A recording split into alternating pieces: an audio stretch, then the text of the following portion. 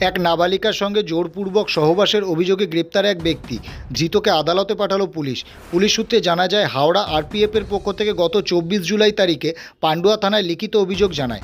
অভিযোগ, ওই দিন হাওড়া স্টেশনে বছর 41-এর এক ব্যক্তি বছর 15-র এক নাবালিকাকে সাথে নিয়ে দীর্ঘক্ষণ উদ্দেশ্যহীনভাবে ঘুরে বেড়াচ্ছিল। রেল পুলিশের দেখে সন্দেহ হলে আটক করে ওই ব্যক্তিকে। জিজ্ঞাসাবাদের পর তার কথায় সামঞ্জস্য না থাকার কারণে আটক করে নিয়ে আসে পান্ডুয়া থানায়। উদ্ধার করে ওই নাবালিকাকে। পান্ডুয়া থানার পুলিশ আরপিএফের লিখিত অভিযোগের ভিত্তিতে অভিযুক্ত বছর 41-এর মেমারি থানা এলাকার বাসিন্দা ওই ব্যক্তিকে গ্রেপ্তার করে এবং তার বিরুদ্ধে পক্সো আইনের মামলা রুজু করে পুলিশ। ধৃতকে পরদিনই আদালতে পাঠায় এবং নাবালিকাকে গোপন জবানবন্দির জন্য আদালতে পাঠায় পুলিশ।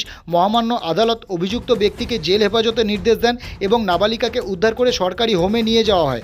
ঘটনা তদন্তে নেবে পুলিশ। গত 4 তারিখে মহামান্য আদালতের কাছে অভিযুক্ত বছর 41-এর ওই ব্যক্তিকে আবারও হেফাজতে চায়। মহামান্য আদালত পুলিশ হেফাজত মঞ্জুর করে। আজ 3 দিনের পুলিশ হেফাজত শেষে অভিযুক্ত ব্যক্তিকে আবারও চুঁচুড়া আদালতে পাঠালো পান্ডুয়া থানার পুলিশ। ঘটনার আরও তদন্ত করছে পুলিশ। তদন্তের স্বার্থে এ বিষয়ে এর বেশি তথ্য প্রকাশ করেনি পুলিশ।